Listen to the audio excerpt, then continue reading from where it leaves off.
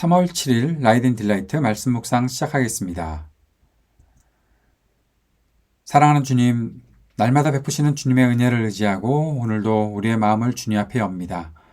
우리를 성령으로 충만하게 하시고 주님의 말씀을 깨닫는 지혜와 순종하는 능력으로 믿음으로 사는 삶에 더욱 힘과 용기를 내게 하옵소서. 예수님 이름으로 기도합니다. 아멘. 누가복음 14장 25절에서 35절까지의 말씀입니다. 많은 무리가 예수와 동행하였다. 예수께서 돌아서서 그들에게 말씀하셨다. 누구든지 내게로 오는 사람은 자기 아버지나 어머니나 아내나 자식이나 형제나 자매뿐만 아니라 심지어 자기 목숨까지도 미워하지 않으면 내 제자가 될 수 없다. 누구든지 자기 십자가를 지고 나를 따라오지 않으면 내 제자가 될 수 없다. 너희 가운데서 누가 망대를 세우려고 하면 그것을 완성할 만한 비용이 자기에게 있는지를 먼저 앉아서 세마여 보아야 하지 않겠느냐. 그렇게 하지 않아서 기초만 놓은 채 완성하지 못하면 보는 사람들이 그를 비웃을 것이며 이 사람이 짓기를 시작만 하고 끝내지를 못하였구나 하고 말할 것이다. 또 어떤 임금이 다른 임금과 싸우러 나가려면 2만 명을 거느리고서 자기에게로 쳐들어오는 그를 자기가 10,000명으로 당해낼 수 있을지를 먼저 앉아서 헤아려 보아야 하지 않겠느냐. 당해낼 수 없겠으면 그가 아직 멀리 있을 동안에 사신을 보내서 화친을 청할 것이다. 그러므로 이와 같이 너희 가운데서 누구라도 자기 소유를 다 버리지 않으면 내 제자가 될 수 없다. 소금은 좋은 것이다. 그러나 소금이 짠맛을 잃으면 무엇으로 그것을 짜게 하겠느냐. 그것은 땅에도 거름에도 쓸데가 없어서 밖에 내버린다. 들을 귀가 있는 사람은 들어라. 아멘. 예수님께서 가시는 길에 많은 사람들이 동행하고 있었습니다.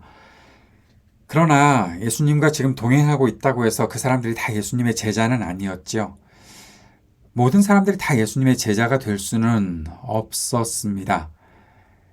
예수님은 돌아서서 그 사람들에게 어떤 사람들이 예수님의 제자가 될 수 있는지를 말씀하십니다.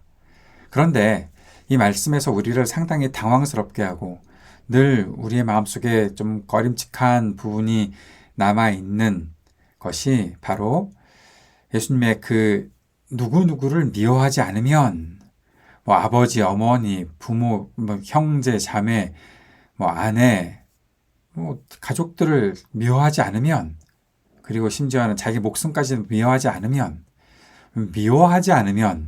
제자가 될 수 없다라고 말씀하신 것이죠. 예수님의 제자가 되어야 하는데 누구를 미워해야 한다. 어떤 존재를 미워해야 한다라는 것이 왜 그럴까? 사랑하면 안 되나? 라는 생각을 하게 됩니다.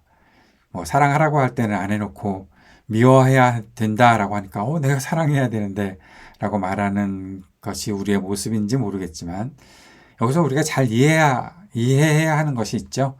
미워한다 하는 것, 그것은 어떤 감정 상태를 말하는 것이 아니라는 겁니다. 그 대상을 최우선의 대상으로 내가 최고로 헌신하거나 최고로 충성하거나 그럴 대상으로 삼지 말고 오직 주님을 따르는 것을 더 최우선의 과제로 두어야 한다라고 말씀하셨던 것이죠. 여기서 미워한다라는 것이 누군가를 오늘부터 싫어해야지. 나 너 싫어. 그렇게 말하는 게 아닙니다. 주님을 더, 하나님의 말씀을 따르는 것을 더 우선해 놓고 그것에 최고의 가치를 부여하고 살아가는 것을 말하고 있는 것이다. 그렇게 이해해야 이 말씀이 잘 받아들여질 것입니다. 그런데 어떤 사람이 자신의 가족에 대한 헌신을 최우선이 아닌 뒤로 물리는 일을 할 수 있을까요? 내가 주님을 따라야 하니까 내 아버지, 내 어머니, 자식, 형제, 자매 좀 뒤에 있어야 되겠다라고 그렇게 하는 것 쉽지 않은 일 같습니다. 당장 가족이 좀만 아픈 소리를 내도 금방 모든 것을 다 내려놓고 거기에 올인하는 것이 우리의 모습 아닌가요? 저는 그랬던 것 같습니다. 그런데 여기서 이 말씀을 우리가 잘 생각해야 되겠죠. 이러한 일은 결국 자신을 완전히 바꾸지 않으면 불가능한 일이다라는 겁니다.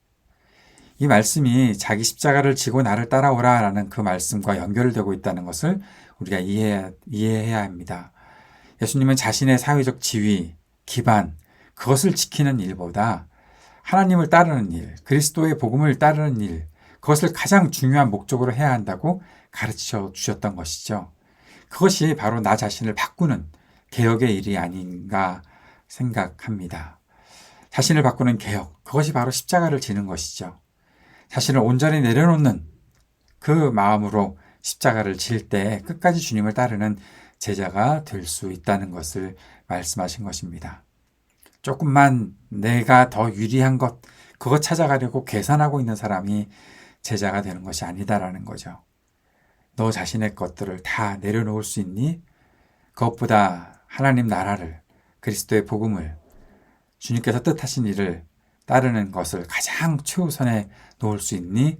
주님께서 그렇게 묻고 계시고 그렇게 해야 주님을 따르는 제자가 될 수 있다라고 말씀하시는 것입니다.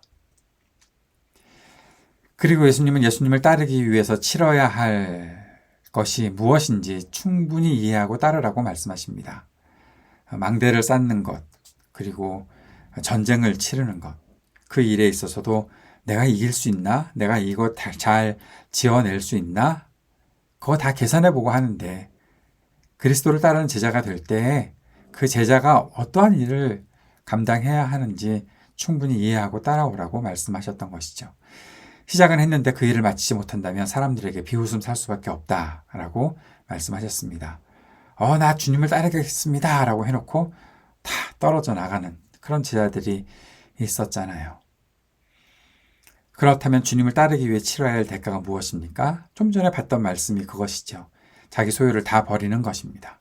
철저하게 주님을 신뢰하고 내 것을 붙잡으려고 살려는 어떠한 모든 의도들을 완전히 버리는 것. 그것이 바로 주님을 신뢰하고 따르는 걸음이 될 것입니다. 자기 소유에 대한 집착을 버리고 오직 하나님만 신뢰하는 믿음이 제자의 삶의 가장 중요한 조건이라는 사실을 우리는 기억해야 할 것입니다. 그리고 소금에 대한 이야기가 이어지고 있죠. 저는 이것을 제자가 될 수 없는 사람들의 모습이다라고 봅니다. 소금이 맛을 잃으면 버려진다는 거죠. 아무 데도 쓸데가 없다라고 버려진다라는 겁니다. 보니까 소금은 소금처럼 생겼으면 소금은 되게 유익한 존재가 아닌가라고 생각하는데 그것이 바로 우리들의 모습이죠. 내가 그리스도를 따르는 제자가 됐어? 내가 얼마나 유익한 존재겠어? 라고 하지만 나는 제자다, 나는 유익한 존재다 라고 그렇게 얘기하더라도 결국 자기 것에 집착하고 자기 것을 버리려고 하지 않으면 맛을 잃어버린 것과 똑같다는 것이죠. 예수님을 따르기 위해서는 소금이 맛을 잃지 않아야 쓰임 받을 수 있는 것과 같이 철저하게 헌신하는 삶. 다시 말하면 세상의 가치를 추구하고 자기 소유에 집착하던 모습을 철저하게 버리고 주님께 온전히 헌신하는 삶. 그렇게 살아갈 때에 맛을 내는 소금처럼 제자로 살아갈 수 있다는 사실을 가르쳐 주신 것입니다. 우리가 그런 맛을 낼 수 있었으면 좋겠습니다. 우리가 제자로 살아가고 있습니다라는 충분한 증거. 그것이 바로 내 것을 앞에 놓는 것이 아니라 주님의 말씀을, 주님을 따르는 그 길을 가장 중요한 일로 생각하고 그 길을 따라가는 모습이 우리의 삶 속에 있기를 바랍니다. 말씀을 기억하며 함께 기도합시다. 그리스도의 제자답게 철저하게 주님만 신뢰하고 살아갈 수 있게 하옵소서 기도하고 그렇게 복음의 일에 쓰임받는 소금 같은 존재가 될 수 있게 해달라고 버려진 소금이 아니라 맛을 내는 소금 될 수 있게 해달라고 간절히 기도합시다. 전쟁이 그치기를 위해 기도하고 아픈 사람들을 위해 기도하고 신음하는 지구와 우리 삶의 터전을 위해서 기도하고 청년들을 위해서 약한 노인들을 위해서 소외된 이웃들을 위해서 함께 기도하는 시간 갖도록 하겠습니다. 우리 교회를 위해서도 항상 기도해 주시기를 부탁드립니다.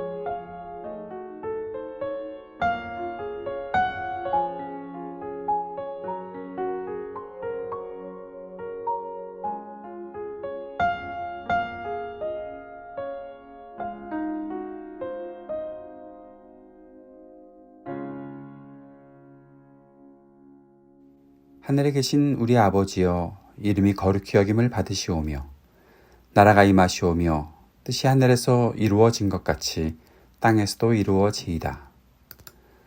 오늘 우리에게 일용할 양식을 주시옵고 우리가 우리에게 죄 지은 자를 사하여 준 것 같이 우리의 죄를 사하여 주시옵고 우리를 시험에 들게 하지 마시옵고 다만 악에서 구하시옵소서. 나라와 권세와 영광이 아버지께 영원히 있사옵나이다. 아멘.